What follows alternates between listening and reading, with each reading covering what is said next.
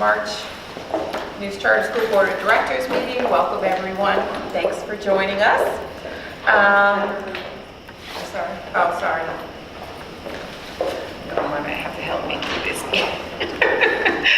Board members are reminded that it's our duty to avoid conflicts of interest and the appearance of conflicts of interest as we handle the work of this board. Does any member of the board know of any conflict of interest or any appearance of conflict with respect to any matters coming before us at this meeting? If so, please state them for the record. If during the course of the meeting you become aware of an actual or apparent conflict of interest, please bring the matter to the attention of the chair. It will then be your duty to abstain from participating in discussion on the matter and from voting on the matter. Thank you. So let's hopefully review the agenda for this evening. Any corrections or additions? Entertain a motion to accept the agenda. So moved. Second. Second. All in favor? Aye. Opposed? Okay, we have no one signed up for public comment on our sheet.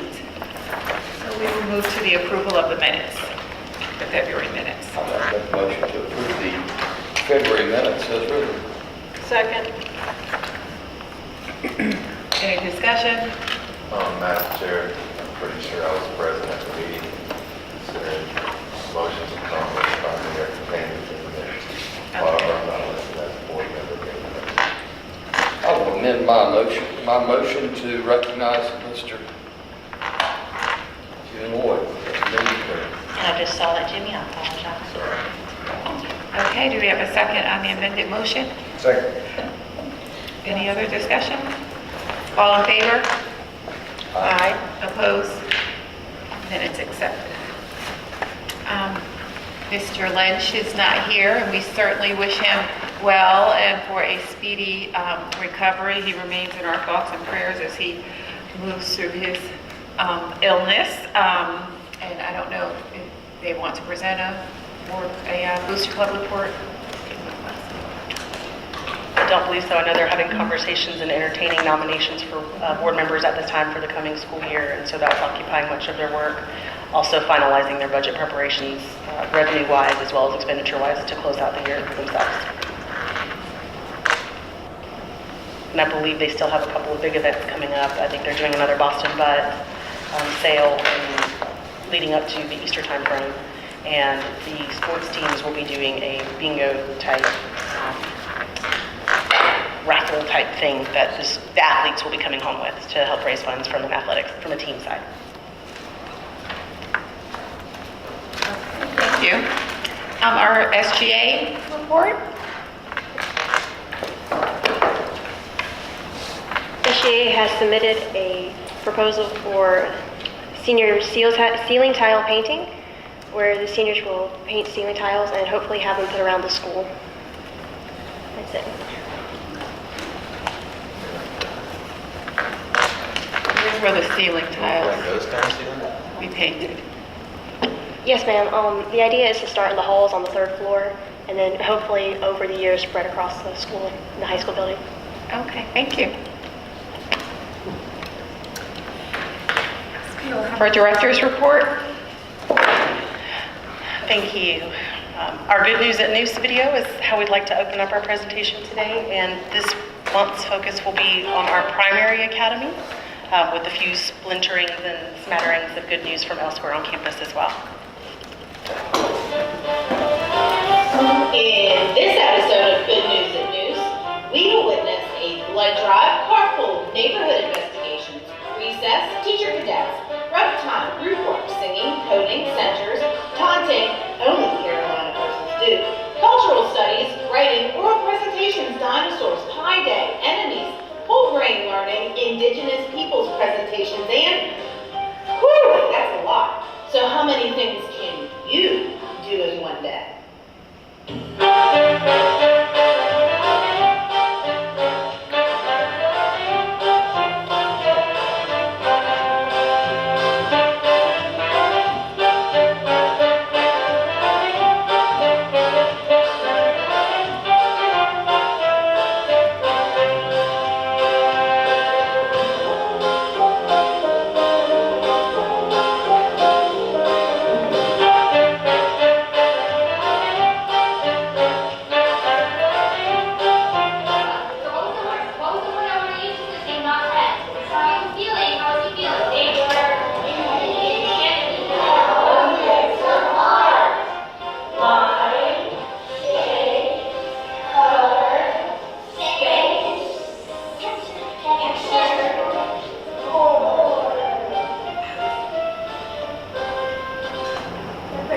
Differentiation is lovely. Their music. The music they play was mostly played at homecoming celebrations and ceremonies. They also sing or play instruments at funerals. The music is meant for youth singing and different kinds of instruments.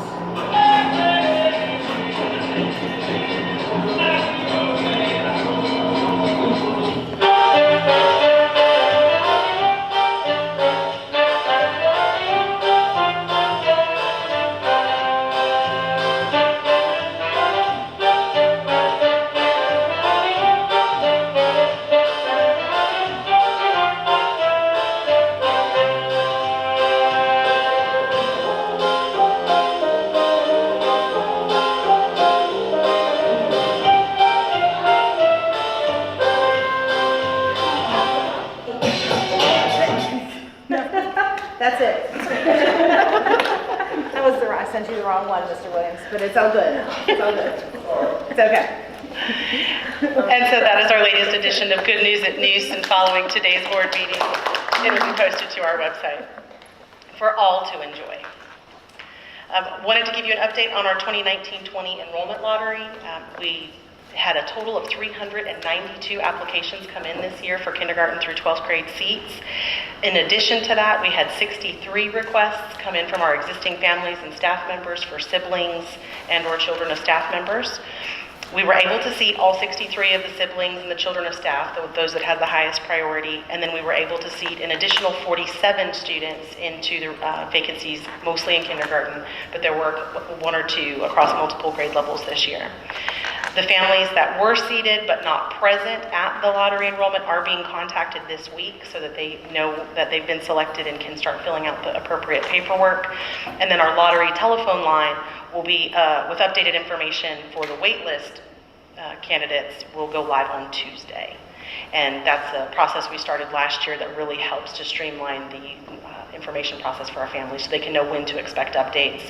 And at that time, we'll know whether or not any of the families have declined their seat and whether or not we can go to the wait list and immediately start seating families into those available seats. As far as staffing goes, we still are a total approved positions of 91 for the remainder of the school year, and we don't foresee coming to you with any adjustments before the end of the school year. We do have one vacancy in our senior academy as counselor position. We do have a substitute plan in place to help provide some coverage in the interim, and we'll be posting the open position no later than next week. At this time of year, we're not all that confident that we'll get someone to start before the school year is out, but we will do our best to identify the most qualified candidate for our students going into next school year at the very least. We give you our regular 2018-90 calendar update with reference to hours. We've had no changes since our last meeting, so we still do have 4 days or 26 hours remaining in our calendar as considered excess in the event that there are any future inclement weather or emergency situations that would warrant a close or early release. We do have a celebration scheduled for April for our students for our last awards recognition at the board level for the year, but we do want to talk with the board. I think the executive committee might propose a different date. We have realized that our current board meeting for April is scheduled the Tuesday of spring break, which would make it very difficult for our families to attend. Many will be taking vacations and leaving town, and I'm imagining many of you might not be available for the meeting as well. So as soon as we confirm what the next board meeting date is, that will be the date that we'll have our final recognition for the year. As far as our monthly plus updates go, we've had an active month with all kinds of other work related to MTSS and going to conferences and doing a lot of learning, but the group has not really been able to get together to provide you anything substantive for this month. So we'll be bringing you a more updated report in April. For the strategic plan update, we did meet with the board in early March to start talking about our strategic plan. I'm going to try to take over the screen.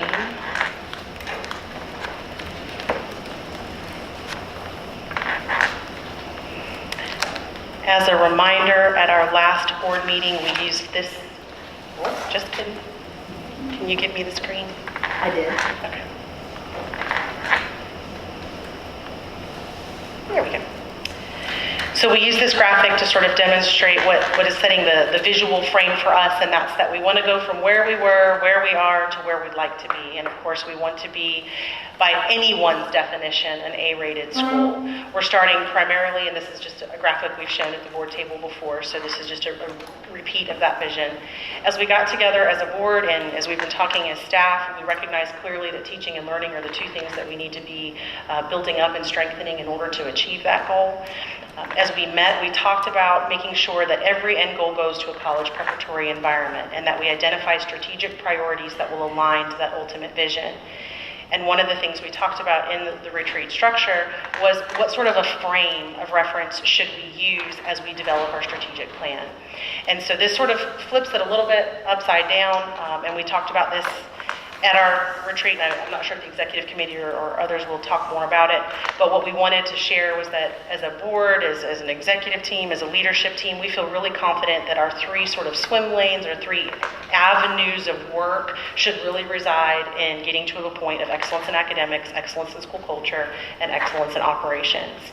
In order to do that, there are three fundamental enablers that must be at play and must be supporting us and making sure that we can accomplish any goal that we set out within those larger goals.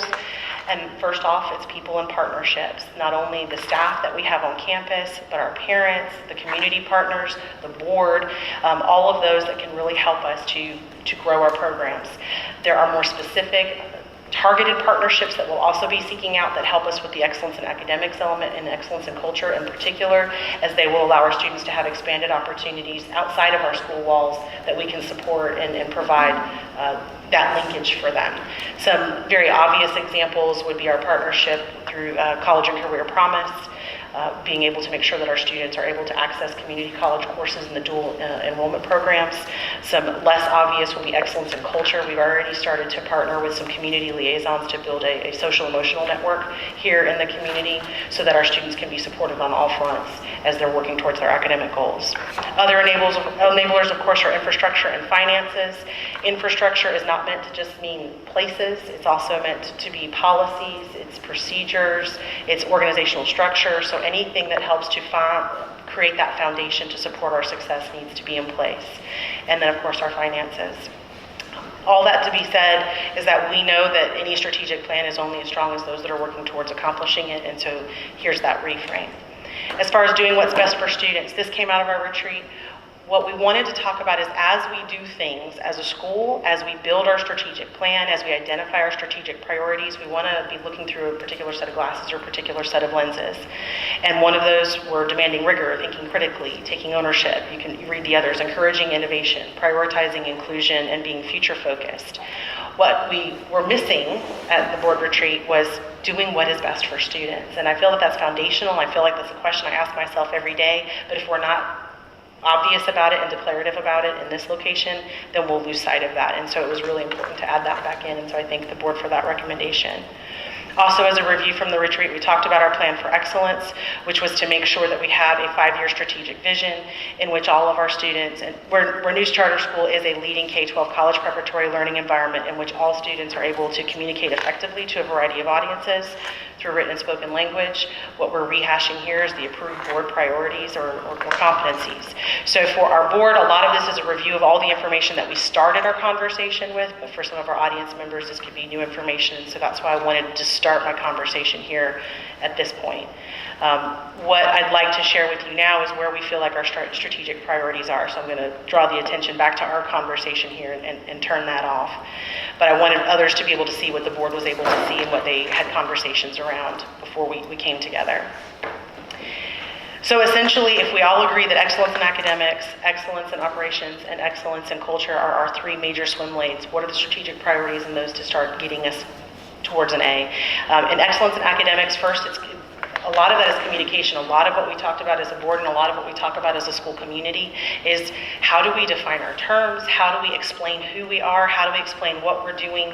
We've invented this concept of plus, performance, learning, underscoring success. It has words, it has a name, it has a title, it even has a leadership team that's actively working to try to build an assessment plan to help make sure that our students are achieving all of those competencies that the board and the staff have agreed to. But what we haven't done is explain how plus really fits into all of that, and it's very important for us to declare openly that excellence in academics is the work of plus. That everything that we do around academics, everything that we do around curriculum, everything that we do around resource decisions related to that, everything that we do around providing opportunities for our students needs to be aligned to those 4 core competencies. That everything we're doing is preparing our students for that. So in order to do that, the very first step that we need to take is to audit our curriculum across this campus. We've been doing micro audits here and there, but not a massive audit, and we need to make sure not only that everything that we're teaching is aligned to the standards of North Carolina, but aligned to the standards we've set for ourselves as a college preparatory environment. Second, once we get that audit complete, we need to develop a clear curriculum for each of those courses and each of those grades, and this all needs to be done before we start to school back in the fall, or this coming fall. In addition to that, when we talk about curriculum, what we're talking about is not just making sure that we know that the pacing is in place and that there's an alignment to the standards, but that we also audit our resource needs and make sure that we've actually provided the proper resources for teachers in order to deliver the curriculum. Those resources could be something that we're all used to, something very tangible. It could be research, it could be something along the lines of a textbook, but a modern day version of that. It could be tools. It could be that we need some more kits for some hands-on learning opportunities. It could be that it's technology, that we need to have a different plan for making sure that more and more students have access to the tool, but that it's used as a tool, not as a replacement for the instructional delivery that's given by teachers. And that's a fine line, and we have to be very careful there. In addition, it could be that the resource is the teachers themselves. It could be that they've never been trained on the delivery method that we want them to use. It could be that we've asked them to teach outside of an area that they've been trained in and we've not done anything to prepare them for that. It could be that we have novice teachers that are still learning and we haven't made the appropriate investment to help them grow and strengthen. So when I talk about our first step really needs to not only be to audit the curriculum, to audit the resources, and then to make sure that we have a plan in place to get all of those underneath our teachers, that infrastructure in place. Those would be our first 2 strategic priorities within excellence in academics. When we talk about the excellence in culture, it's a little bit twofold. One is how we communicate what's expected of teachers, and so that's one thing I want to bring to you. We are actively in our renewal period where we're having conversations with all of our staff and inviting them to join us for next school year, but it's a very technical process. It's here's an employment agreement, here are the legalistic details that are in it.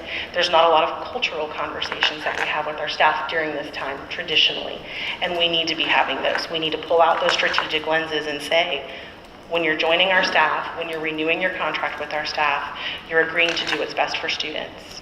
You're agreeing to put rigor into your coursework. You're agreeing to being innovative in your approaches. You're agreeing to all 7 of those lenses that we've agreed to as a strategic plan, and we need to do that. So I'm asking sort of your permission to be able to enter into a second conversation with our staff once we get everybody in place and say, okay, now what this means is you're pledging to partner. You're pledging to partner with us as we develop our students, as we develop our curriculum, as we develop all of our action plans to make our school everything that we all want it to be. And that means working together. And then that'll give us all a common starting point so no one misunderstands what's expected of them from a cultural standpoint. No one misunderstands professionally what's expected of them, and that we all have a clear communicating point to start from as we enter into a new school year. And I think that's one thing that's been missing, mostly because of the transitions that we've gone through. People have been hired by different leaders or principals or executive directors, and each of those hirings comes with a different conversation, and it's time for us to have a common conversation about what it is that we want to do here. And that's to be collaborative. You know, it's to be innovative, it's to be creative, and it's to be open and honest with each other so that we can do what's best for students. Also, as we foster our excellence in culture, we need to reinvest in our PADEA instructional methodologies that were originally part of our founding when we first opened. We've allowed that to slip away. We did a reinvestment in that this spring already. We had a very large group of our staff go through the first day of the 2-day formal training to help get everybody back up to speed on the power of how a conversational and Socratic method can really bring students to some of those higher level competencies that we've been striving for. Being being able to create or analytically think, being able to communicate with each other, using evidence to support your conversations, and to be able to have really difficult conversations in a very safe place, and to be able to be respected, and to be able to have all of your diversity acknowledged and recognized. And so reinvesting in that PADEO is part of not only our excellence in culture, but our excellence in academics, and so it hits twofold in both of those areas.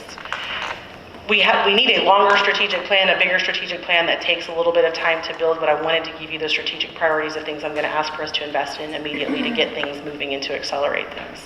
As far as excellence in operations, at this time, I would recommend that we not expand in the coming school year, or even in the next 2 or 3 school years. I would ask that every year we reevaluate that position, but at this point, we need to spend our time shoring up what we have in front of us before we add more students or more buildings or anything like that to the pile. That's not to say that we love being cramped in tight quarters. We understand that there are some give and take there. This building, for those who don't know, every single room is used just about every single period. So even though a teacher may have a planning period, another teacher is floating in and using that classroom space on their off schedule. So this building is getting a lot of use. We've joked that the gymnasium and this building are the ones you get absolutely the most for your money, and because of the way that they're used and the frequency with which students are in and out of these buildings and learning in and out of these buildings. But that would be one recommendation, is that we not seek to expand. That's not to say that I'm not looking forward to future expansion or looking forward to future building program, but I think at this time we need to really shore up our curriculum, we need to shore up our teaching strategies, and we need to shore up our culture on campus. As far as adequate financial resources to ensure long-term sustainability, I think it goes without saying that we've been pretty good about that over these last couple of years, and we just need to keep our mind on that. I don't want to not include that as a strategic priority, because it's really easy for us to get comfortable now that we feel like we've got a rhythm with our budget to be able to say, hey, if we've got a surplus, we can spend it, et cetera, et cetera. I don't want us to ever lose sight of that critical need to constantly watch our budget, to constantly look at what's coming before us, to constantly be, this is the one place where I like for us to be risk averse. This is the one area where I like for us to be a little bit more thoughtful and a little bit slower to decide is how we spend any available resources. And then, of course, the board's been talking about this ongoing, but I would encourage and recommend that not only the board, but the school and the academies all work on our policies and procedures throughout the coming months and the coming year to make sure that they are all aligned. We're identifying where there's gaps. We're identifying where policy is needed or where it's not a policy issue, it's a procedural issue, but that we're spending the time that's needed for that. And before we go into the last part of my report for this month, which would be the academic update, are there any subject to any questions regarding that position or those strategic priority areas? Are those coming to us in written form? Oh, absolutely, yes. Okay. That was a lot to listen to. Okay. And so when you are presenting a report, can you expand on when you say we need to develop a plan? I mean, so then you have your strategic priorities, and then are you having goals and your tactics and... Yes, absolutely. And so that's the part of a strategic plan that takes a little bit of time, right? Is to get everybody together, identify who's accountable for each statement. A lot of that will be dependent on the infrastructure that we have in place from an organizational standpoint. So I do need to get some final approvals on that during closed session tonight to be able to give you a formal breakdown of which areas would be responsible for which tasks. But other than that, the most accelerated timeline for me is curriculum. We've got to get that in place, and we do have some steps in place. Our team has already been actively working with our teachers to identify dates throughout the summer that we can pull them in and work together so that we don't lose out on the momentum and the opportunity to start at the beginning of the year. In fact, we just had a conversation with the PLUS team about, well, can't we just wait till August since that's not even going to start till August? And we said, hey, that's what we do every year, and then we lose a year. Right, and I've been a part of that. I've been victim to that even here at News Charter, and so we need to make sure that the momentum is picked up and that we have those firm deadlines. And so that's part of what we'll need to map out for you is how many months for this, how many weeks for that, who's accountable for it, what does success look like? Since the most immediate, I would encourage you just to start on phase 1, which is excellence in academics. Absolutely. And to have a complete strategy around that as a priority. Unless somebody has... So you feel certain that we can audit the curriculum and get an amended curriculum by fall? I do, because we started that work about a year and a half ago. It's just been really quiet, and it's been not energized enough. So there's a lot of groundwork that was already laid in the last academic year, thanks to Dr. Silver and having the teams work on curriculum maps. So some of that work is already in place, and then the rest of it we've been working through. Our K2 population, I'm looking at Ms. Sandora, has actually been actively engaged in that conversation as they're looking to switch to competencies from an evaluation schedule. So it's not as daunting as it sounds. And so in terms of execution, though, are you looking for people to just come back in the summer and know new stuff to do? Because I think sometimes our timing is off, as you mentioned, in that generally spring do all your training so they're ready to go in the fall, as opposed to they come back in the fall, get ready to teach, and then you want them to do other new things that you have to spend time training them on. So I think we fall victim to that a lot, expecting that they come back in August and then we want them to do all these new things, and then they really can't, because you've got to get going with all the 9 million other things that you're supposed to do. Right, and that's part of what we'd like to do differently this summer, is use these summer months to do a both and, to do some of the work that takes maybe a day or so of really just grinding it out, and then the work of getting trainers in and or train the trainer models within the school, so that anything that needs to be done that's critical gets taken care of, so that we're not in that do loop where it's August, I've already made all my lesson plans, I've already made all my unit plans, and now you're telling me to teach a different way. But that has a cost impact, because now you have to bring people back in the summer. Yes. As opposed to which is why it's planning strategic, so that you can try to do it in the spring while they're here. Right. And we're doing some of that. Like I said, the PDEA training was already held on site in March, and the second aspect of the PDEA training will be held, I believe, in August, when we're all back on campus. So that part of the really expensive training will most definitely be done when the teachers are already on I just encourage us to think differently about implementation. We always seem to be maybe like a semester behind in terms of when we have to get stuff implemented. Okay, so we would anticipate at the next board meeting to have, when you're saying takes time, what does that look like to you in terms of giving us some details on the strategic priorities? Oh, absolutely. We can have the details on those that I mentioned today. We can have Let's those just focus on academics we can have those fleshed out for April. No problem. Okay, so and then that would go through first the academic committee? You tell me, it's at the pleasure of the board where you think it lives. So I would think that would make sense to me to go through academic committee, also our school improvement team, and then also have our roundtables with our parents so that they have access to some of the information as well.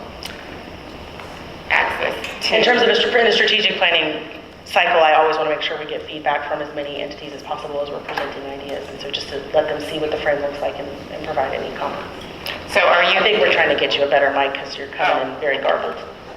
It's probably the voice. No, it's the mic, I promise. We can go over this in academic committee, but are you trying to get the parents involved in the planning portion of it versus this is the product and we are inviting you to comment?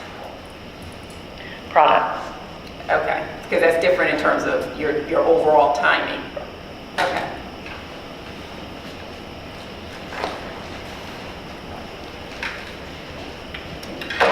All right, thank you, Karen. The very last part of our presentation, I'd like to turn over to our Intermediate Academy leader, Dr. Silver. I believe you already have at your tables a data output. We do want to draw your attention to the fact that different from your primary academy presentation last month, these numbers are not sequential. They are not consecutive data points. So you should not look at the performance on benchmark 1 as a comparative to the performance on benchmark 2. Benchmark 1 was a summative of where the student should have been at that point in time. So you'll see a decent proficiency rating there for benchmark 1 performances. At benchmark 2, we realized that the power for our teachers from an information standpoint was understanding what does the student know across the whole spectrum of what they're expected to learn in this given year, and to use that information as a data point, because we didn't want to keep reteaching information that they already knew, maybe that they had through common experience coming in, but we also wanted to make sure we didn't make assumptions about what we thought they might know. So benchmark number 2 at the Intermediate Academy, and specifically I believe our Senior Academy followed suit as well, did a comprehensive benchmark. So you will see their performance rates drop significantly because it was evaluating them in, what month was that, Dr. January. Swenson? In January as to what they knew for the whole school year. And so when we give our third benchmark assessment coming up in the coming weeks, we'll get some better data. So we just wanted to call your attention to, you should not interpret those to be related in any way. Also, the third benchmark would actually be more comparative. yes, when we get the results from the third, that will let us know where our students have grown within the given school year. And we're going to use that approach going forward for all of our intermediate academy benchmarks. As far as the final column, that is just a reference point for you. In 2017-18, that was the EOG performance for students in that grade. So they're not even the same cohort of students.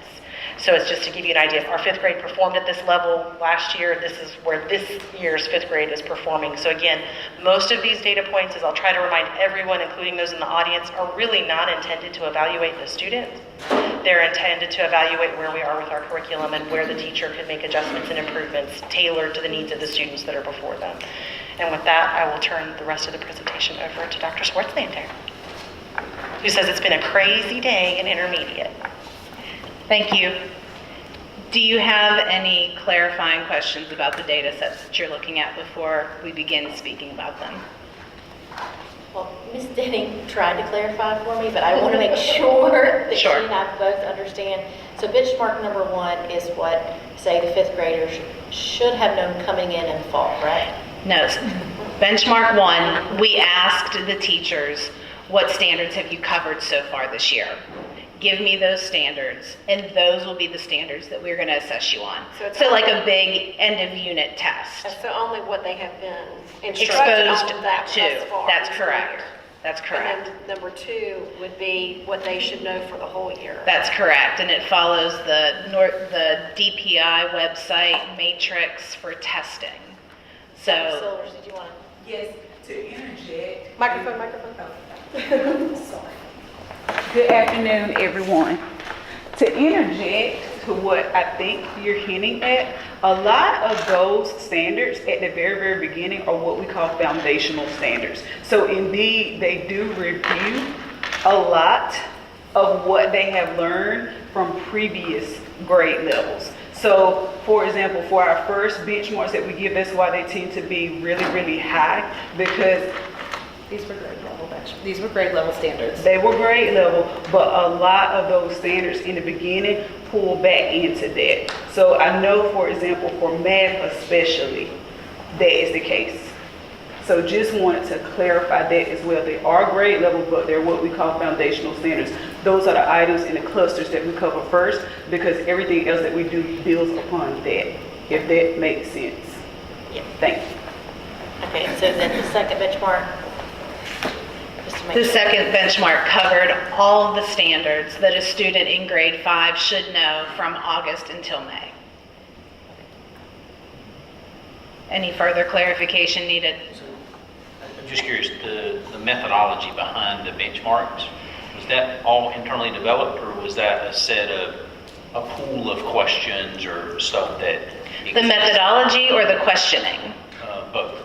The methodology was discussed amongst the leadership about whether we would do a summative evaluation or a comprehensive. And through discussion, we determined mid-year that we needed to go to a more comprehensive outlook for the benchmarks. The questioning is taken off of SchoolNet, which is part of my, Power School, and it's created by DPI and their EOG related questions based on the standards that we teach.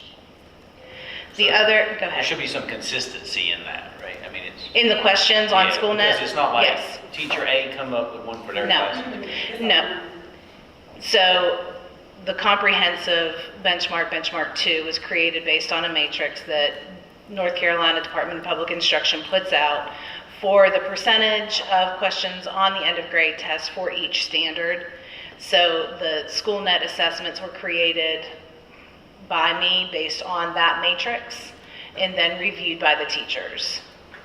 Thank you. One more caveat to the data. If you would see on math, grade 8, you'll see benchmark 1, score, we've already discussed, benchmark 2, and then you'll see the 17-18 math proficiency score, which is quite different. The reason for that is last year the state took the Math 1 students out of the Math 8 testing pool. So in years before last year, students in advanced Math 1 who were also in 8th grade took both tests, the Math 8 test and the Math 1 test. Last year, the state decided that the Math 1 students did not need to be tested twice, so they removed them from the Math 8 EOG pool. But that 36% is a 36% of the remaining. That's correct. It's not the total, and they just don't exclude them, so. It's 36% of the remaining students that are enrolled in 8th grade math. That is correct. I will say in a more, not global, but a larger perspective, in my former life, this is a trend that was across the state. So, I mean, percentage, any idea like how many students were pulled out of that number due to Math 1? There were probably about estimated around 24 students in Math 1 last year. So that is the freshman class this year. So Yes, last year, with the cohort being roughly 72 students, roughly 24 of them were pulled out. So really, I believe that's 48. 48. So out of 48 students. Right. It's a concerning and troubling number, and that's part of why she's going to share with you some of the things that we're doing to help our students with these gaps in math. So this presentation will be shared with you. You can barely see that. I apologize. I am very much a words person and not a numbers person, but I will share the presentation with the board for you to peruse at your convenience. But we did take action based on the testing that we've done this year. So again, our benchmark 1 was a summative assessment, a big end of unit assessment. What our teachers did with that assessment is they took a look at how kids performed, and they adjusted their placement and made some reflections on where the students needed to be. Again, our placements in the Intermediate Academy are fluid and flexible. Some students are strong performers in geometry, but weak performers in numerical expression. So they should be able to get the support that they need in numerical expression and to be able to accelerate in an area like geometry. Fluid and flexible grouping is best practice for students in the middle school. Our teachers also focused reteaching based on the learning that the student should have taken care of at the beginning of the year. And it was an initial data point for us for the 18-19 school year. It was somewhere for us to start. Moving forward, however, we have decided that we are going to follow a more comprehensive benchmarking system. So at the beginning of the year, students entering 6th grade will take a benchmark on the entirety of the 6th grade curriculum. That way we can determine, again, best placement for the students, where our areas of focus need to be, and where we might be able to give a review or reflection of material. We are also next year going to shorten the assessments to more align with the North Carolina check-ins. The North Carolina check-ins have been developed by DPI, and there is, Dr. Silver was made aware of a pilot program where the state is looking at different ways to assess our students at the end of the year. So instead of having a 2 to 4 hour benchmark, we're going to shorten that. It allows students to really show their performance and not their stamina. It also minimizes testing stress on students, families, and teachers. And aligned with our strategic framework, that's a future focus for us. Instead of burning students out by testing them continuously over and over and over again for an extended period of time, we want to ensure that they have a way to show what they know, for our teachers to adjust, and for us to keep it moving. Again, we'll use the benchmarks for appropriate placement. That aligns with our demand of rigor for our students and our teachers. And students will be goal setting and tracking their own growth. It is exceedingly important that our students know where they start, know what they need to do in order to grow, and that they themselves are responsible for that information. That not only aligns with the strategic framework of taking ownership, It also aligns with our plus competency 3 of advanced computational skills. Benchmark 2, which was given in January, which was comprehensive, allowed our teachers to take a look at their curriculum pacing, reteaching areas that students struggled in, allowed them to have focused standards for the rest of the year, and led us to the creation of an academic support elective in grade 6 for students who struggled on both the Benchmark 1 and Benchmark 2. Moving forward into 1920, we intend to strengthen our co-plan and co-serve model of inclusion support to allow our inclusion teacher to have time to sit and plan with the general education teacher so that they're not being reactive in the classroom, that they are able to proactively plan for the students that they serve. We're going to also reimagine Cougar Time, and we're going to continue with the expansion of the academic support electives. Those 3 moving forward items align with the strategic framework of prioritizing inclusion, encouraging innovation, and taking ownership. Can I clarify any questions for benchmarks 1, 2, our actions and our plans for moving forward? What's the academic support elective? What does that look like? The academic support elective is supporting students on work that they're currently engaged in class, as well as helping to build foundational skills that they're lacking, specifically in math. 6th grade, we've seen many students come to math without basic foundational mathematical recall, multiplication, how to do division. So this is another course, or? It's an elective. That's like they Yeah. don't have to take? They do not have to take it. We sent information home to the families. We sent information home to 24 families. All 24 of those students are in the class. What we allowed the students to do was to pick their second elective. If they had PE first semester and we took computers away to put them in academic support and they wanted to take PE again second semester, we let them do that. We said, we're taking away one of your options and we recognize that, but it's very important for you to have a choice. So what do you want the second elective to be that you have?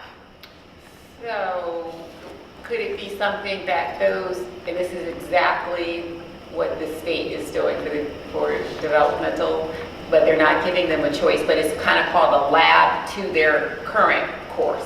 So it wouldn't make, it wouldn't, and the lab could be people who are doing great or people who need remediation, because that's basically what you're talking about.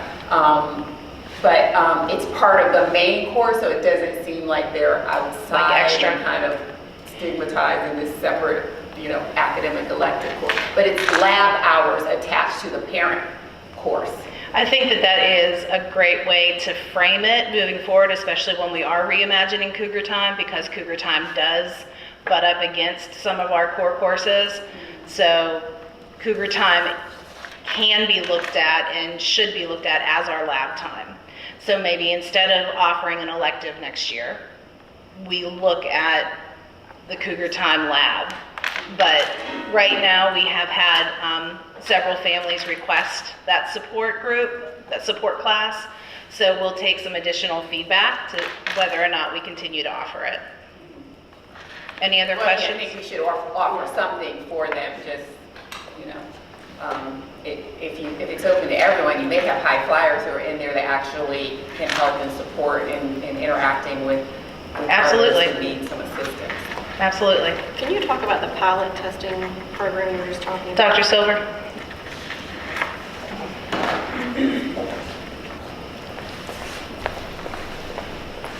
So last week, we had the privilege to present, myself and a few other teachers, at the CCES conference. And that is the statewide conference for North Carolina. It used to be called the Closing the Achievement Gap Conference a long time ago, but this is our premier conference. So while we were there, I also attended the statewide annual curriculum directors meeting. And there we found out on Thursday that our state has an innovative assessment pilot that we are about to enter in. And it will begin in August. All that we know as of now is that this is part of our state superintendent's initiative to decrease the amount of testing and the amount of stress related on the schools and the parents and the students with testing. So this innovative assessment strategy would simply look like giving students 3 shortened assessments throughout the year. Very similar to the NC check-ins. I think that most of Is you this probably... replacing like EOGs? Potentially. So they want to pilot this to structure 3 shortened assessments that will be given throughout the year, very similar to how we do 3 quarterly benchmarks. So the assessments would be structured just like the NC check-ins, very similar. So they would take those check-ins or assessments 3 times per year, and they would receive a score between a 1 or a level 4 achievement rating. In some cases a 1 through 5, because our achievement levels are changing as a state as well. So they would receive their assessment or their proficiency level, and all 3 of those would be averaged at the end of the year, and whatever that achievement level was, that would determine whether that student was deemed proficient at that grade level or not. Instead of having one EOG at the end of the year that is hours long, and that one test decided they want to look at breaking it up. And that's all that we know right now. Is in its infancy, but as we learn more information, we'll be sharing that out. And just as a point of reference, I'm not sure if you're familiar with NC check-ins because we as a school don't participate in those, but it is a formalized benchmark process that the state came up with that schools can do that follows the same protocols and testing protocols that an EOG or an EOC would, and it comes out of their database. The challenge for a school like ours is that they dictate the pace, they dictate what standards are covered at what time, they dictate exactly which days and what windows you can use to give the assessment. So at this point, we haven't found it, the NC check-ins. So when she was referencing similar to the NC check-ins, it just means that it's similar to EOC or EOG standards of protocol for administration. We were going to talk about this tomorrow on academics, but I just went to a statewide event and they were talking about the career and college readiness for graduates. And I don't believe charter schools have to do that, but all of the the schools have to do that. And so I didn't know if we were considering something like that just internally. It doesn't have to be the same testing tool they use, but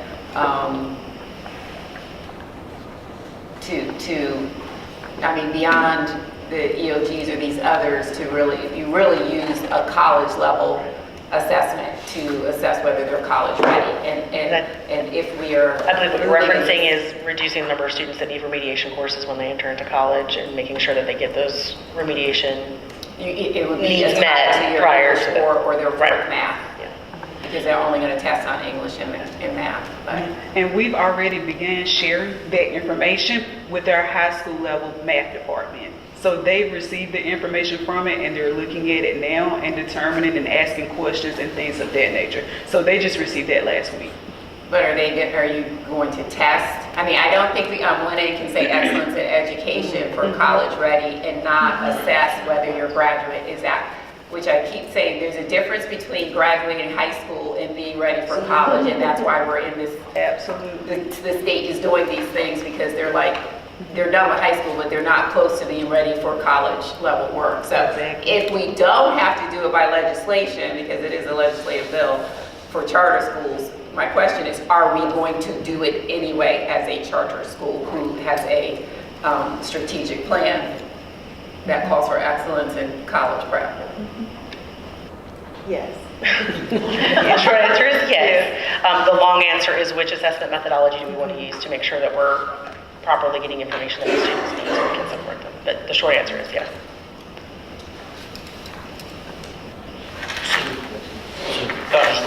Schwartzman, for next year, just I think sometimes it would help if we had like a high-level picture of the timing of like assessments and stuff, because we hear a lot that it's kind of hard to keep up with when we do what, but this is basically saying for next year, we'll do one at the beginning and then one at the midpoint of the year, somewhere around the January timeframe. So that's kind of hey, where are we at to start? And then in the middle of the year, we say, hey, based on, we're 50% the way there, right? You should have, like, if at a minimum of 50%, right? Right, if you were a grade level student in January, you should get 50% on the benchmark. Like that, if anything above that, awesome, rock on, you're ahead of the curve. And then I'm assuming that we'll look at that data for those students that come in and, students that have excelled past a particular benchmark at the beginning of the year. we're going to have to take some action with those students so they don't just sit there and be That's- bored and reteaching material. That's why we reflect on their placement, and we have fluid and flexible grouping. Because beginning of the year, mid-year, kids change. Some kids may struggle at the beginning of the year and then just take off in November and December and something really clicks. They shouldn't have to stay in the same class where they scored at the beginning of the year. They're showing growth, they're showing hard work, they should be rewarded for that by being placed in an appropriate classroom. So this, probably it's not a question you can answer here, but it's helpful too is that, we set a school-wide target, right? And for our bonuses, we had a lot of dollars. It would be helpful to kind of, tally up these numbers so we kind of have a tracking of where we're aiming towards the one target. Because I see these and I try to do the math of, okay, what's the average or what's the stuff, but it's really like, are we 50% towards our target? Are we 80% towards our target, right? That's not just an intermediate academy. Right, I know. Because at the end of the day, it's one number, right? And I know it's not all about the numbers, but we should at least have some perspective of, are we 50% of the way towards the growth that we would like to get? Right. And do we need to double down for the next couple of months and do something totally radical to help some students that need it or whatever it is? So I think taking a look at it holistically is one way to do it. I think teams could do that also on their team, because if they have 75% of their kids who are, scoring what we would consider proficient on the mid-year benchmark or the end-of-year benchmark, then we have a data set that is not exactly aligned with that, but we have a little bit better understanding of where our teams are and where our kids are. thank you. We've also gathered some data in the form of feedback, student and family feedback, as well as teacher feedback through discussion. Some of the student and family feedback that we've received is that we have limited to no language arts acceleration plan in the middle school. So we are introducing English 1 at 8th grade, and we are going to work very intentionally to co-plan between the intermediate and the high school level to make sure that those courses are aligned and the expectations are aligned with both of those courses. We also received feedback that our elective offerings were repetitive year after year. We kept offering the same thing, the same thing, the same thing. So we expanded our elective offering, and each of these moving forward points are aligned with items from the strategic framework. That again was done very intentionally so that we know that what we are doing is aligned with the vision of where we're going as a school. There have been calls for us to increase opportunities for civic and civil lessons and discussions, and that's where Paideia Seminar fits in. We also have heard that there is a need for differentiation for all levels of students. And again, that goes back to our co-plan and co-serve model of inclusion instruction, as well as co-planning with upper grade levels to see what the requirements or expectations are as students progress, so our teachers understand how to teach to the top. And then we've also heard that in the intermediate academy, there are some Canvas usage inconsistencies. So moving forward, there are going to be very clear expectations for online delivery of instruction. All of our staff at this point, I say all speaking in absolutes, the majority of our staff have all been trained in Canvas.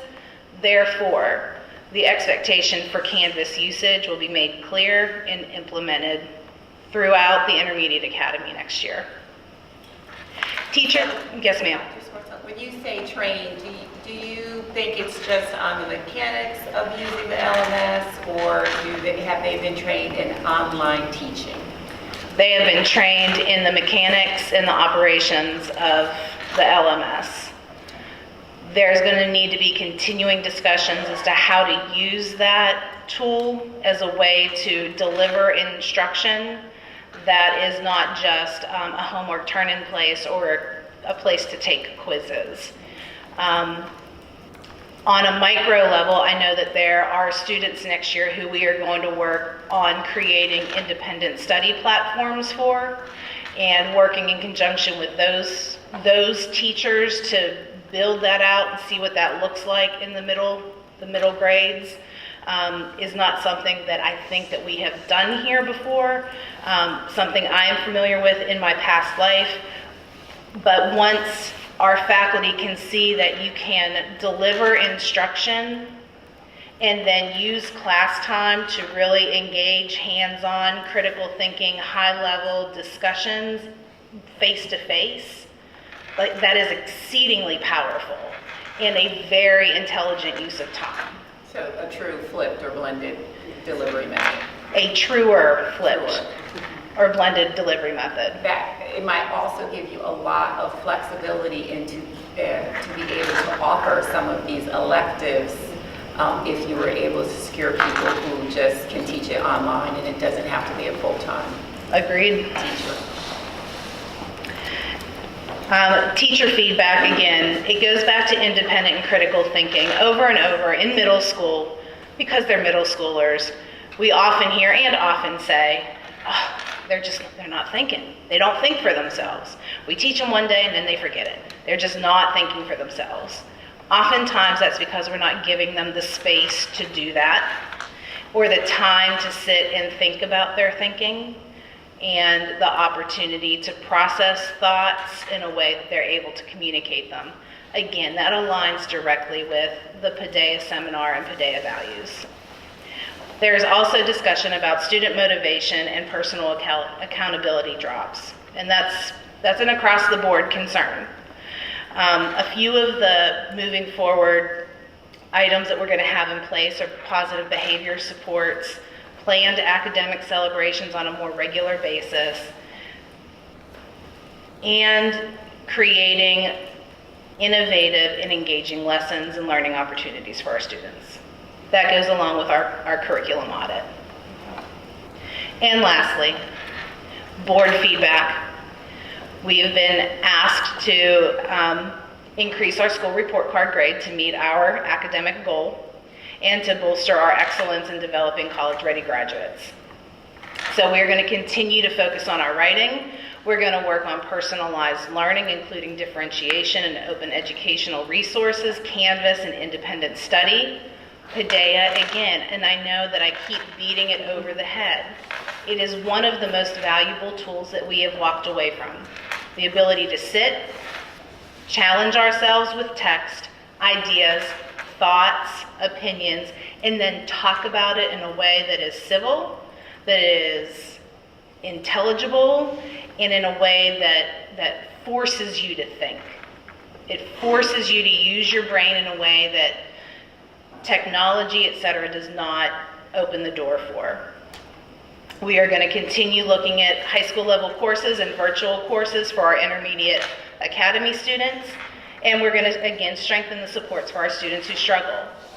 We have a wide variety and wide range of students here. Again, students in academic support who are still struggling with their basic multiplication facts, 8th graders who are in a Math 2 course. We need to service all of them, and we need to service all of them to the absolute best of our ability. And then our Title I is another data source.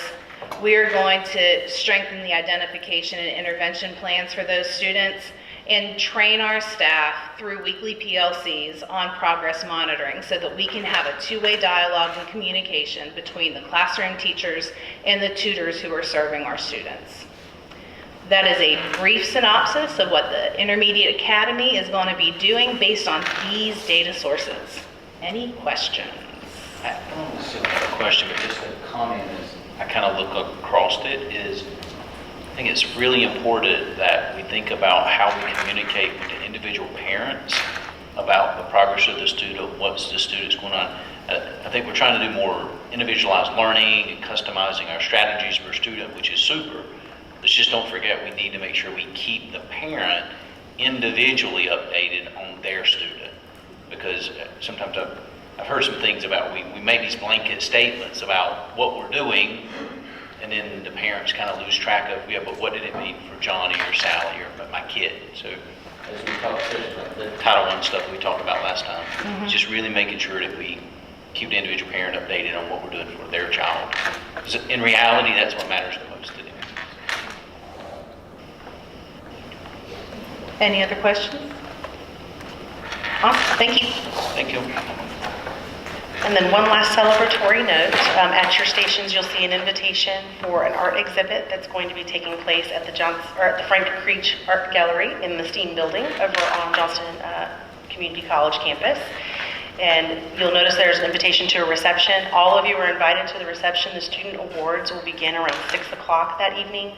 If you can't join us for the reception, the show will be continuing for the entire time that's displayed here from April 7th to May 5th. And the different gallery hours are listed on your invitation as well. In addition, currently for this entire month, we've had over 16 pieces on display at Town Hall. And that is a combination of art from our intermediate and senior academy students. So if you've not been by Town Hall, please go by before the end of March. And our exhibit continues through March 31st. How many students we have exhibiting at Frank Creech, do you know? There's very specific requirements. When I talked to Mr. Smith today, he said there's at least 4 pieces that are ready to go, but some of them are dependent on the students completing work this week. So we're hoping for as many as 5 pieces, but he's feeling confident that we'll have at least 4.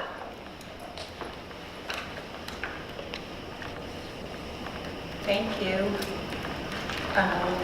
Executive committee report, we have not met, but the executive committee needs to ask the board if we can move our April board meeting to the week before due to spring break. April 16th. Right.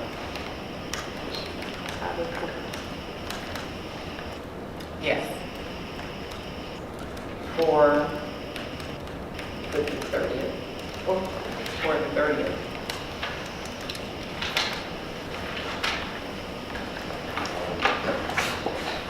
On April 30th, we're scheduled to host a second of our Title I Nights, the Family Game Night, and that's supposed to start at 6 o'clock. So if we need to, we could host that in a different location, but we had planned to host that here in the Commons at that time.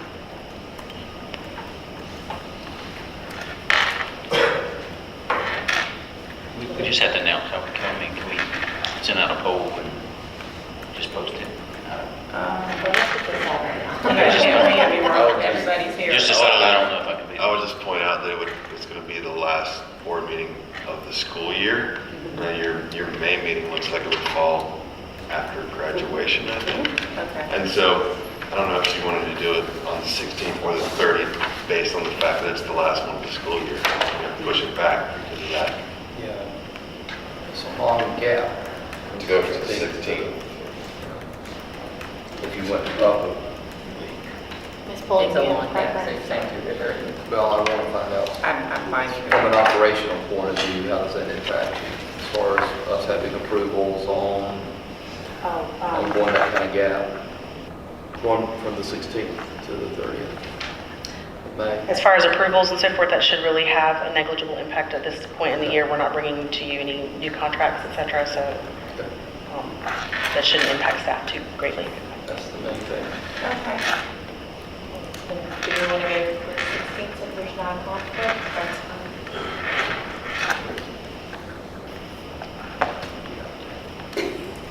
April 16th. April 16th.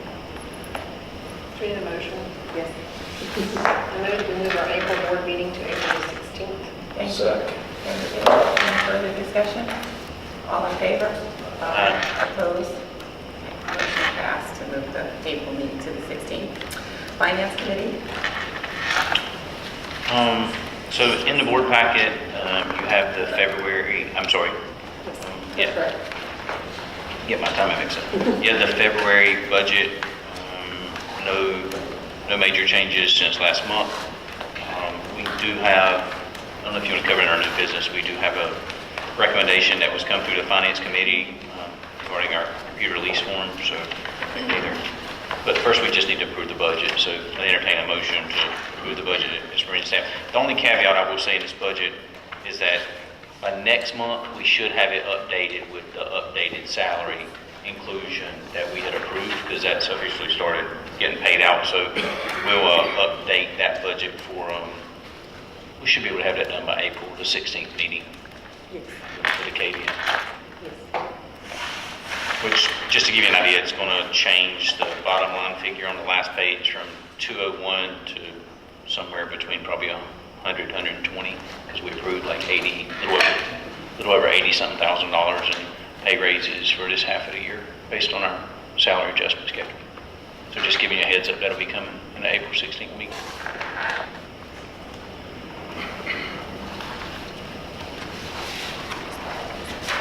Motion to budget. I have a motion to approve the February budget report.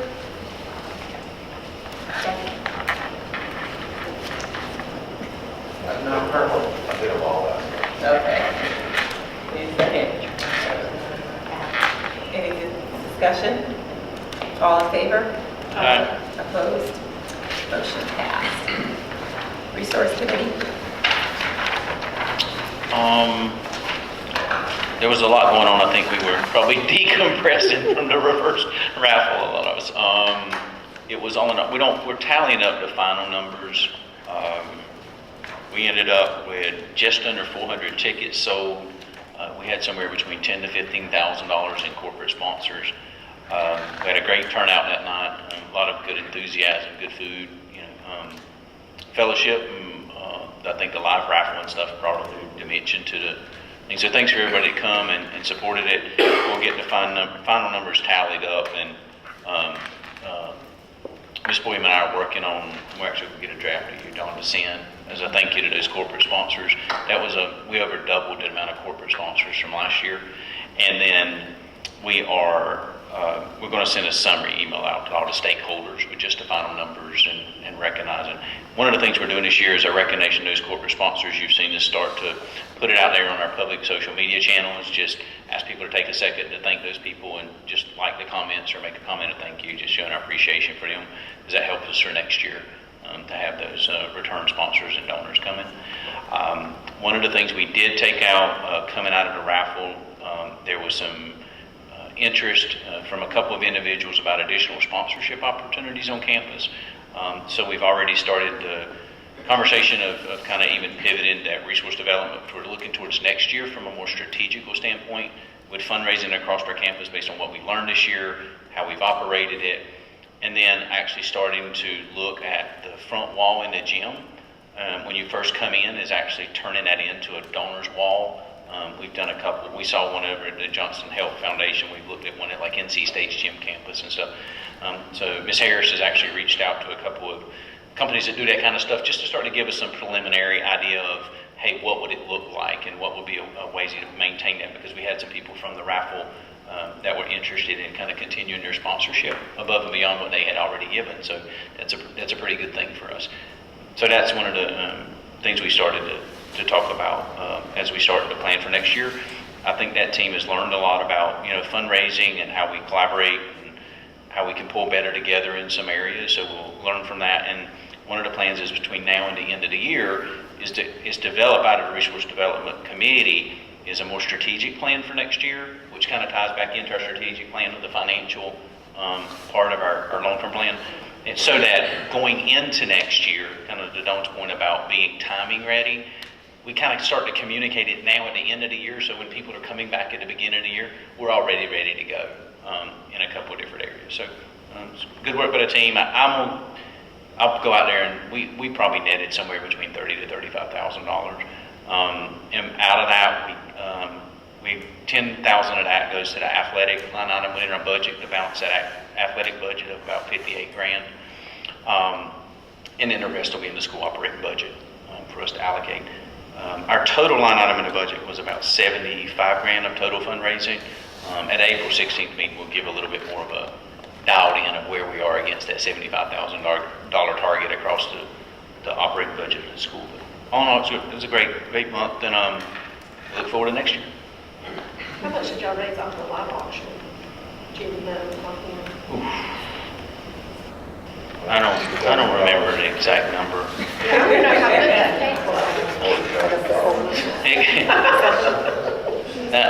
That one cost me. I'm hearing approximately $7,000. About $7,000. Yeah.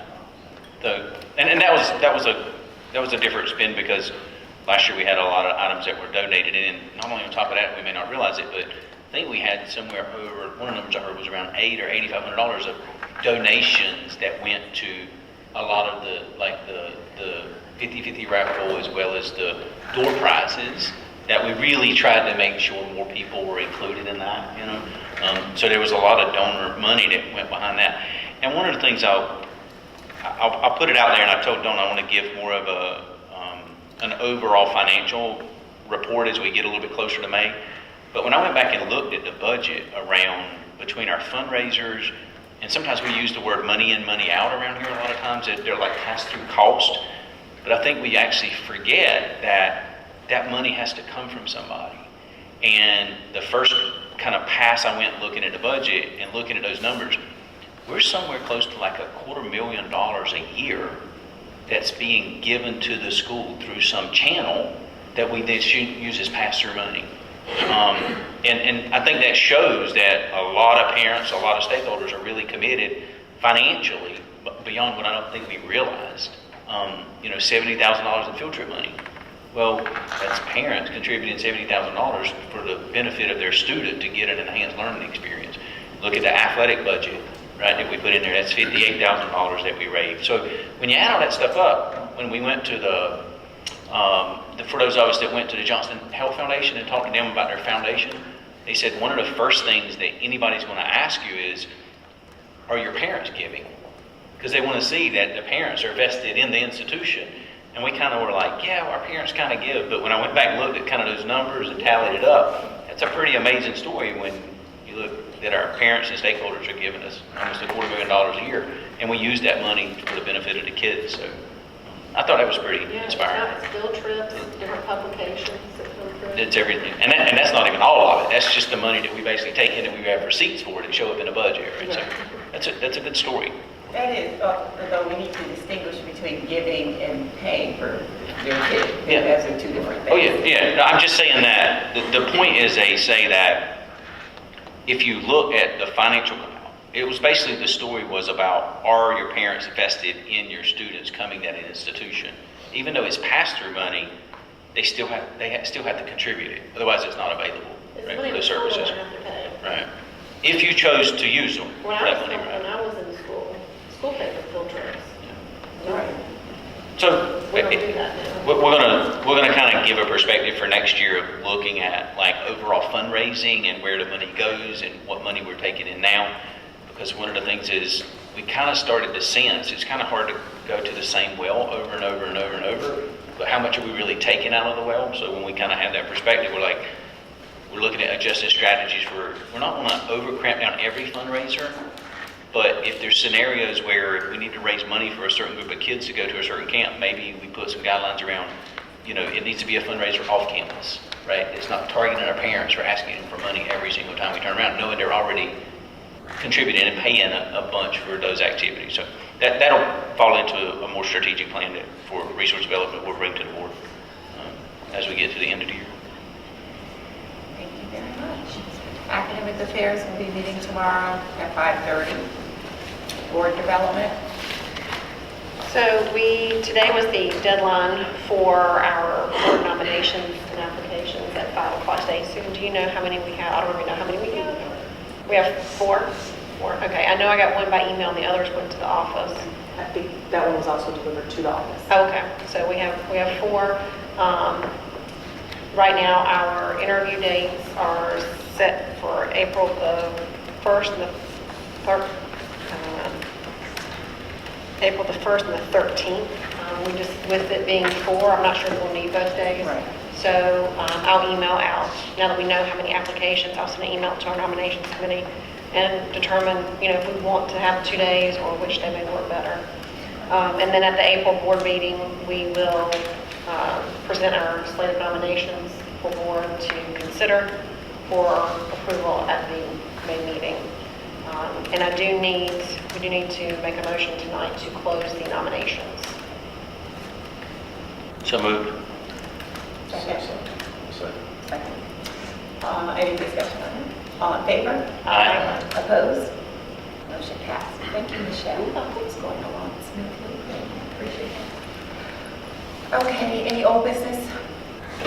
Oh, Dawn, hang on one second. One thing, just so make sure it's in the minutes, because it was in the minutes last time that the deadline was March 15th, and we moved the deadline to today's date to allow more time and to be more consistent with the closing of the nominations at the March board meeting.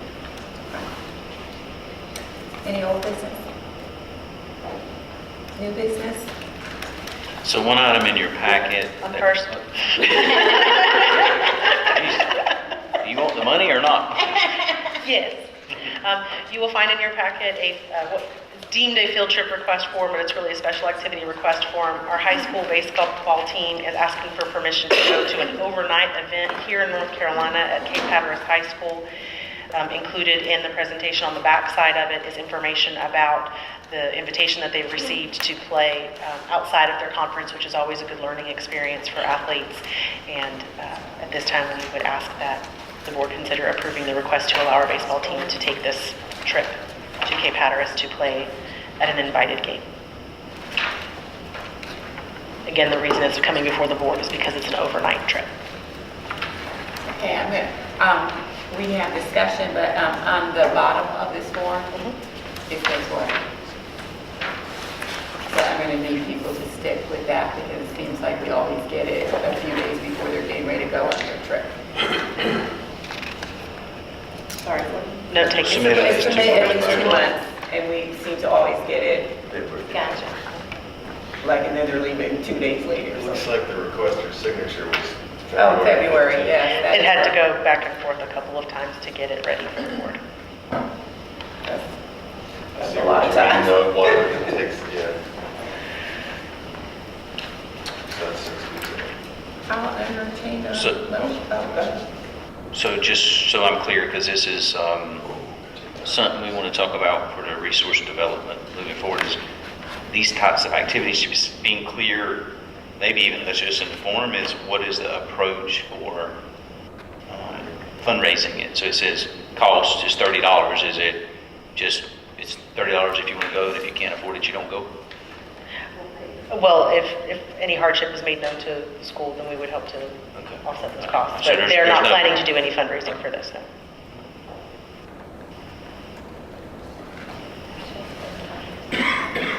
What did you say? I'm just reading out loud, sorry. Oh, okay. So we're on that. Yes, I am. So I would we approve the high school baseball game activity at Cape Hatteras or other than the state. As submitted. Second. Second? Any discussion? Yes. They're taking our bus to Cape Hatteras. I know that. Is that wise? I haven't driven it. I'm just wondering. It's been safe this year. So far. Is that the one they took out on the books? Just asking. I heard how it sounds when you cross the bridge. Okay. There's no further discussion. All in favor? Opposed? Motion passed. And so I just do want us to remember that excellence in operations means adherence to the policies of the board. And so we're gonna move the needle, and we're gonna not move the line. So please have your people plan accordingly. My turn. So we have all of the laptops that are on lease. They were, I think it's a 3-year lease for the school. When we originally did that, Brad put a proposal together that we approved. Doesn't seem like 3 years ago that we did. Is one of the strategies behind that move is that the resale of those individual machines are such that at the end of the lease, they basically give you $1 lease buyout. They basically give them to you because over the lease. And so we're coming up on that. So Brad has worked to secure a new lease terms, which is very, very favorable for what we get. The coverage of the payment is actually already in our budget, so there's no change to our budget. We already had a line item that every single year we allocated so much other money towards the lease payment. It'll be a total of 75 units. The total lease value will be right at $112,000, It's financed, if you will, for 0% interest over 4 years, which is a $27,962.10 annually, which if I recall right, our line item in the budget was $28,000. Yeah, 28.4. So it's actually under our line item expenditure amount. And also what we're going to offer as a kind of a staff perk, if you will, is the ones that we're taking back. We had some interest from our staff about possibly purchasing that computer for themselves. So what we're going to offer first is the first round for staff that wants to buy those computers, offering them for, I think we settled at $350. Yeah, at $350. We looked at some comparable things on the used market. It's somewhere around $400, $450. So, and then any ones that are left over after that, we'll come back with a proposal for opening it up to either our parents or the public or whatever. And both of those items are presented separately for you. Yeah. Motion to approve new business number 1 contingent upon the fact that it is packaged with new business number 2 and passed as a whole. Second? Second. Any discussion? Ronnie, will it be, so if a particular staff member, do they buy their own computer, or will they be?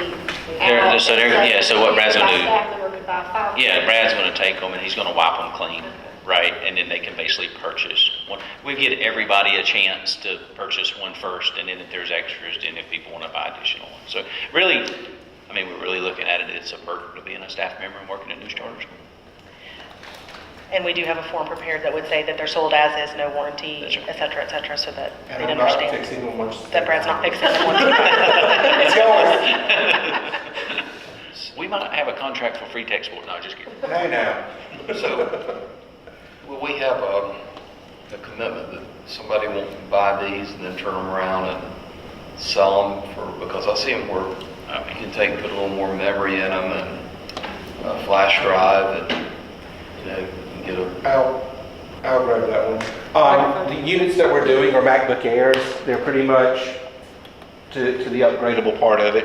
They're Mac several years ago went ahead and soldered everything onto the board.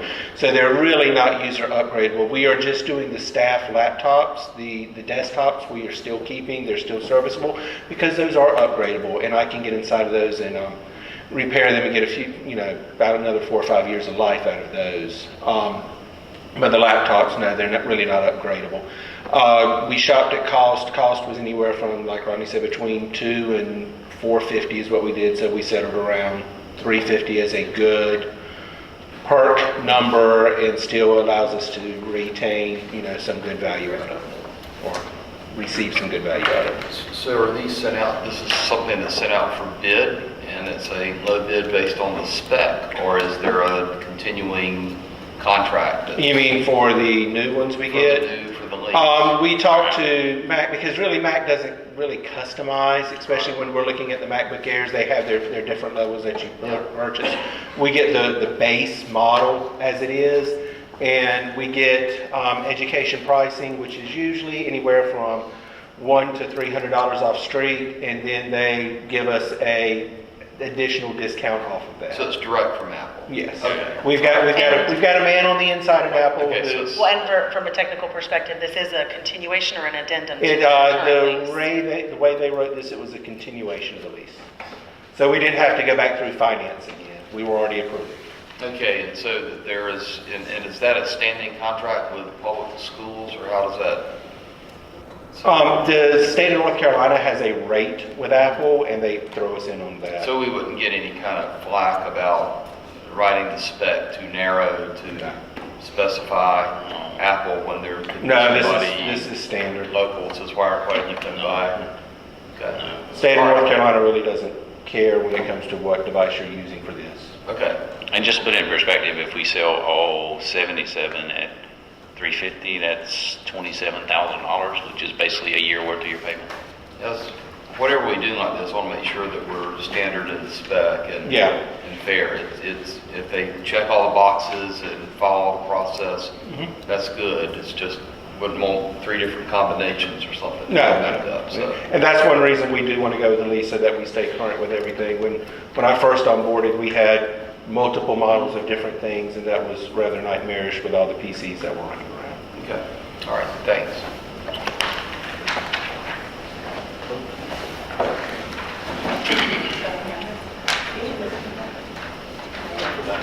Do you have anything else for new business? We got to vote on that. I think you've just concluded comments. I think you still need to take Oh, an official vote. sorry.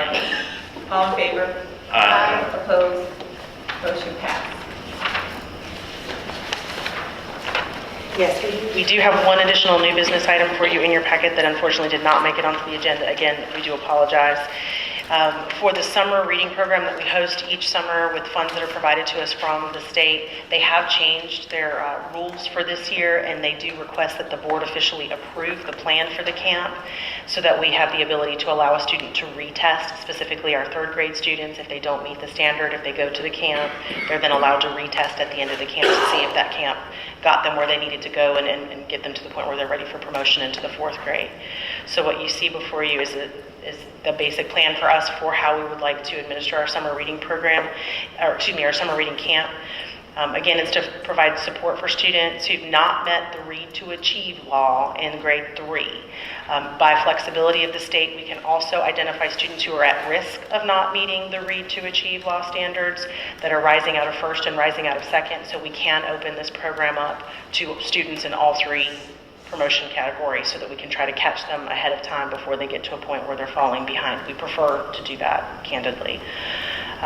So the grade levels that would be eligible would be those rising out of first, rising out of second, and those third grade students who did not meet the Read to Achieve standards according to the EOG.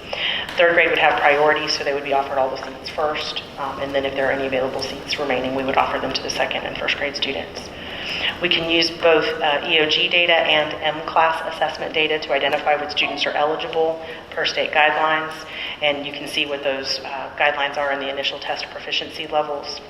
As far as when it would be administered, we do have to indicate our last day of school for students, our last day of school for staff, and then we have to identify the dates that we would like to host the camp. Specifically, we have to offer a total of 72 hours throughout the summer of reading instruction. The plan that we have before you allows for 76, so it meets that minimum standard. In addition, we do have to offer for our students the opportunity to retest prior to camp, and so we are proposing that May 15th be that retest date that's aligned with NCDPI standards for getting new tests out and re-administering those assessments. And then for any student who participates in the reading program, they would be allowed to retest on 6/27. Miss Sandora, would they also be allowed to retest on 7/25 at the conclusion? So we don't have that date listed here, so we would need to amend this to include that date. So they could retest on 6/27 or on 7/25, depending on their readiness. And again, that would be specific for the third grade students that failed to meet the appropriate proficiency levels at the end of third grade proper. Who is the program through? The state of North Carolina, through legislation, has allowed for us to be able to receive specific designated funds. When you look at your budget, it's listed as the summer reading program. We identify the teachers from on campus, but they do have to be high-quality teachers who have shown a demonstrated strength in closing reading gaps. So we will have to do a formal interview process with our staff that are interested in participating. We can bring in outside staff as well, but they do have to be certified teachers with a demonstrated proficiency in helping students gain in their reading proficiency. And how many seats do you have? The seats are just dependent on what we can create. So if we have enough students, we have the funds to be able to support every student that participates. But what is the... In the last couple of years, we've had anywhere from 10 to 20 participate in each session, but we would like to offer it to as many as could qualify.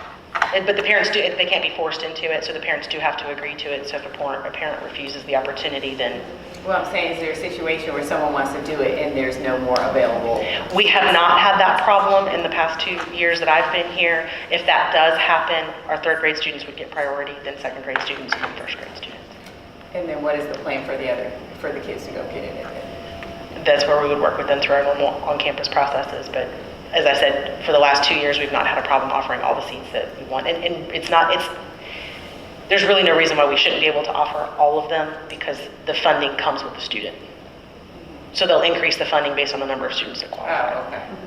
So the funding is not a problem, it's just making, and clearly the resources wouldn't be a problem. Our school campus is big enough. So why would someone have a priority over another one if every student who wants to... I think the priority would maybe be on the timing of the session, if we got full on one. But again, we have to say that in the application for the board, for the state, so that they understand who gets first priority to the camp. But on our campus, we've never had a problem fulfilling all requests.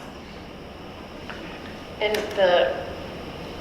they allow What is the retest that's on, like 5:15? Yeah, so I'll let Ms. Endora talk a little bit about how the testing works, but the idea is that the Read to Achieve law essentially wants all students to be on grade level proficient by the end of third grade. Reading EOG retest? Yeah, so in talking with our test coordinator, Ms. McGinnis, feedback that she's gotten from DPI is for our third graders to test and then retest the same exact test a week later is often sometimes a negative impact on them, just because I'm doing the same test again, there's a little bit of heightened anxiety. So the Read to Achieve test is another option that they have to test again in order to meet the Read to Achieve law. However, what we are looking at is if a student has had to do that Read to Achieve test and also has fallen below the required grade level, reading level that we need them in class, even if they go through the Read to Achieve testing on the 15th and they pass, we would still like to bring them into the summer camp to boost their skills. It would be a beneficial 3-week session. In regards to the numbers, to shed some insight on it, when you're doing quality reading instruction, it's best to have as low of a number as possible. Obviously, we're going to meet the needs of the students that would need to enter, but offering 2 sessions allows us to split up those groups and have the teacher be able to serve students in a quality manner. Okay. If the student The short answer is there's a reading EOG, there's also something called the Read to Achieve test, and both of those can be used in combination to help the student demonstrate their proficiency. And if they test on May 15th and they don't meet the requisite score, and then they go through the program, they retest again, is that right? Can they go through more than one camp? I don't believe so. I think they would go through one. I believe that they can retest after the end of that. If they were to still not pass, then we would have to start to go through our guidelines of compacting courses and/or a reading label retention through DPI's regulations. So does this full, are we doing the summer reading program? In terms of the assignment? The rest of it? Yes, the normal summer reading program is being developed. We're hopeful to have the final information. I think the teachers are still reviewing the assignment protocols, but we should have that out to parents well before spring break. As a personal note on that, can we try to include some of the 1920 Battle of the Books on that requirement meeting? Just a personal note. Any other questions on the summer reading camp? What's different this year is they just asked that the board approve this plan so that the students are eligible to retest. If we want to offer our own summer enrichment programs for our own sake, because we've identified students that are in need or students that need acceleration, those don't have to go through this formal process. This is just to allow our testing administrator to be able to secure and order tests for students that qualify under this program. Do you have more folks that want to teach than slots that are available? I know that in the past, I'm not sure what the protocol has been to select teachers. I know we've had 2 dedicated teachers to that in the past. The vision for this year is that we're dedicating the summer reading camp to high quality instruction, because these are students that have shown deficiencies and need remediation and skill catch-up time. So my goal is to look at the body of people that come in and to interview and select the best candidates that will provide high quality differentiated instruction. What the numbers will be, I can't anticipate. And so considering that, there would be some kind of scoring or Yes, weighted they'll go through an criteria interview that you would panel. go through. Yes. And, yeah, that's the main Yes. thing. Just wanted- Yes. And the state has given us clear guidelines on the elements that they require that the teacher possess in addition to what we require them. Okay, good. Yes. Thanks. Thank you. Okay. I'll entertain a motion. Make a motion, we accept the Summer Academy reading program as presented. Second. Any further discussion? All in favor? Aye. Opposed? Motion passed. I will entertain a motion for closed session for personnel administrative discussion for NCGS 143, 3.1811, A and 6. So moved. Second. I don't say it again. All in favor? Aye. Opposed?